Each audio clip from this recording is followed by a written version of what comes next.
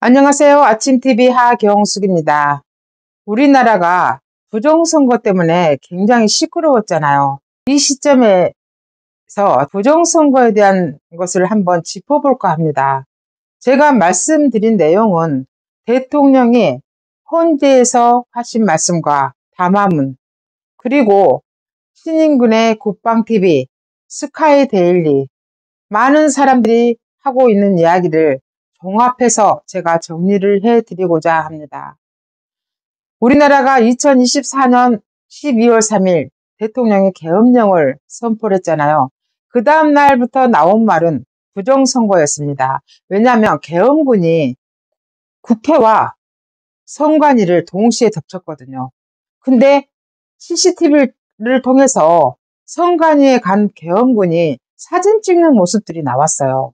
그러니까 서버를 가지고 왔네, 아니면 너무 무거우니까 사진을 찍어 왔네, 복사기를 가져갔네, 막 이런 말들이 엄청나게 나왔습니다. 근데 대통령이 12.12 담화문을 통해서 두 가지를 말씀하셨습니다. 하나는 대통령이 계엄령을 선포했던 이유가 부정선거라는 말이 많이 나왔고, 그 전해도 국정원을 통해서 부정선거가 심각하다는 보고를 받았다는 겁니다. 근데 이거를 확인할 방법이 없었다고 했습니다. 감사원의 감사도 선관위가 거부를 해서 방법이 없었고, 그래서 부득이 비상계엄령을 선포했노라. 선관위의 시스템을 점검하고자 했다. 주권자인 국민한테 나라가 얼마나 위기인지 알려주고자 했다. 이렇게 말을 했습니다. 두 번째는 간첩죄입니다. 우리나라는 간첩이 북한에 관련된 거 외에는 아무도 간첩죄를 잡을 수가 없다고 합니다. 실제로 우리나라 산업 스파이는 중국이잖아요. 중국이 국회를 통해서든 기업을 통해서든 퇴직자를 통해서든 많은 정보를, 산업 스파이들이 엄청 많잖아요. 근데 그거를 간첩죄로 체포를 할 수가 없다고 합니다. 지금의 거대 야당이 간첩죄를 신설해 달라고 해도 거절을 했기 때문입니다. 그래서 간첩죄를 잡을 수가 없다고 했습니다. 두 가지 때문에 비상계엄령을 선포할 수밖에 없었다, 이렇게 말씀을 하셨거든요. 그러면은 그 다음부터 나온 게, 그래서 선관위에 서버를 복사했구나, 선관위에 서버를 가지고 나오려고 했구나, 계엄군이 국회가 아니라 선관위가 목표였어, 이랬단 말이에요. 근데 대통령이 헌재에서 부정선거에 대해서, 선관위에 대해서 말을 하셨습니다.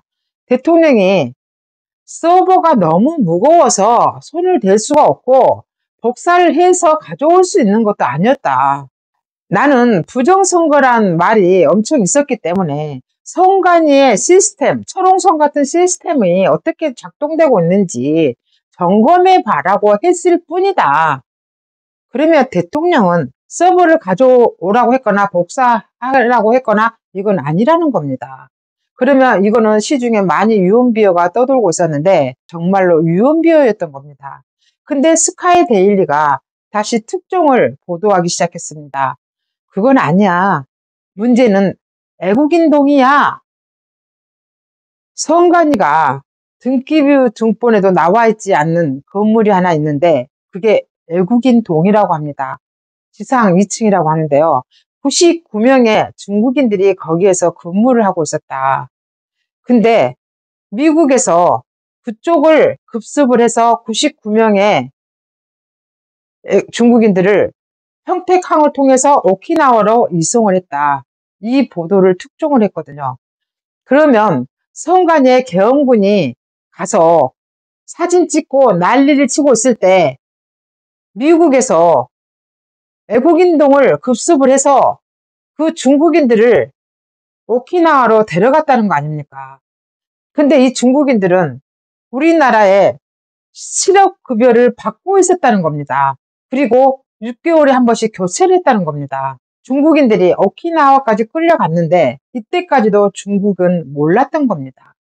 근데 나중에서 중국이 알게 됩니다. 그게 뭐냐? 중국 대사관에서 홈페이지에 공지를 띄웁니다. 중국인들은 한국의 시위에 참석하지 말라. 이 공지를 띄우는데 이유가 중국에서 선관위의 99명이 잡혀간 것을 알게 되어서 지금 그들이 선관위의 부정선거는 물론이고 우리나라의 여론 조작까지 관여했다는 걸 자백해버렸다는 것을 중국이 알게 됐다는 겁니다.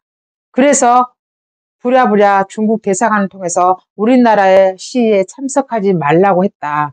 이렇게 나온 겁니다. 근데 왜 미국은 대통령이 저렇게 잡혀가고 해도 가만히 있었을까? 미국이 자칫 말을 하거나 문제를 일으키면 내정 간섭이 된다고 합니다. 그리고 원래 미국은 스스로 돕는 자를 돕듯이 돕지 나서서 하지 않는다고 합니다. 잘못하면 반미 감정이 일어나기 때문입니다. 거기까지 저도 이해는 됩니다. 그러면 우리나라 대통령은 어떻게 되겠습니까? 선관위 서버를 털어서 거기서 부정선거란 증거가 나와서 대통령이 살아나올 줄 알았는데 이게 결국 유언비어에 불과했다면 대통령은 어떻게 살아나올 수 있겠습니까? 내란 수계라고 내란으로 똘똘 말아놓은 대통령은 지금 6차까지 변론이 끝났는데요. 대통령은 스스로 나올 수밖에 없는 상황인 것 같습니다.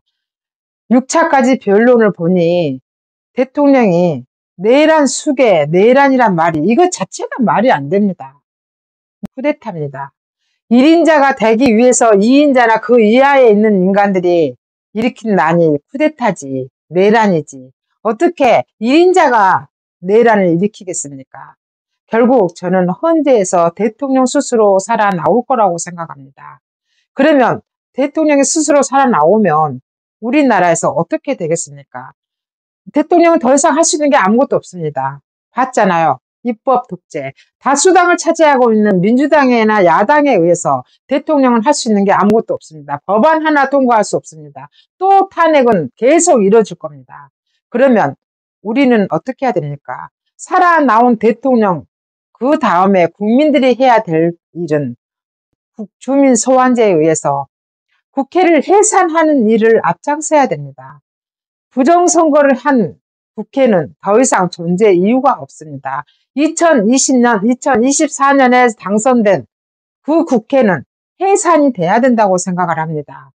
그때 아마도 미국에서 오키나와에서 확보했다는 그 부정선거에 대한 증거 자료들이 나오지 않을까.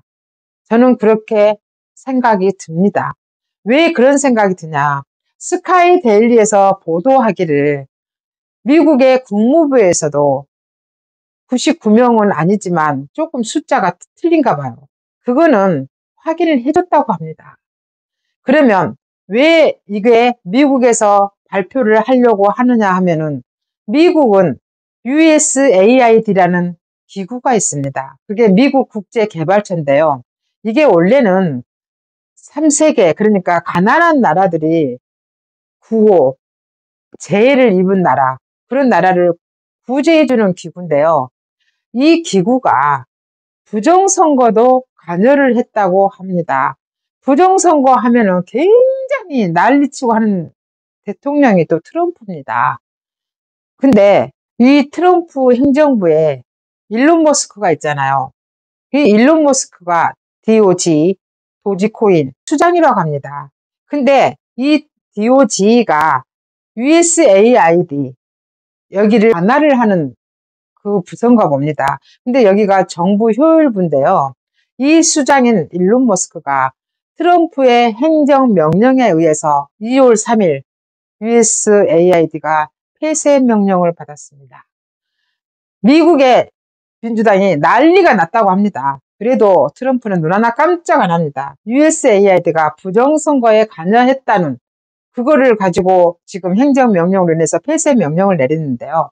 이 USAID가 우리나라의 A앱, 이 A앱하고 MOU를 맺었는데요. 이 A앱이 어떤 거냐? 선관위 기구인데요. 세계에 우리나라의 전자개표기를 수출하고 나서 선거를 도와주는 기구가 A앱이라고 합니다. 근데 이 A앱이 지금 어떤 일을 또 하고 있냐? 의혹을 받고 있냐? 전자투개표 시스템 조작을 통한 중국 공조 부정선거 카르텔이라는 의혹을 받고 있습니다. 그러면 이 A앱이 개발도상국 선거 지원 활동에 재정 지원을 하고 있다고 하잖아요. 그러면 이 A앱에 99명의 중국인들, 이 A앱, 그 뒤에는 누가 있겠습니까? 중국이 있습니다. 그러니까 결국은 중국이 1대1로의 세계를 자기가 다 먹으려고 하는 1대1로 정책이 있잖아요.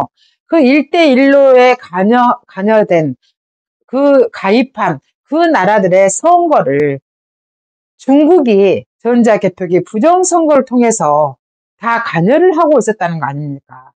12월 3일 날 우리나라가 계엄령을 선포했는데 12월 6일은 가나에서 선거가 있었다고 합니다. 12월 4일 새벽에 중국인들이 잡혀갔으니까 가나에는 부정선거를 개입을 못했겠죠. 그래서 중국이 알지 않았을까요?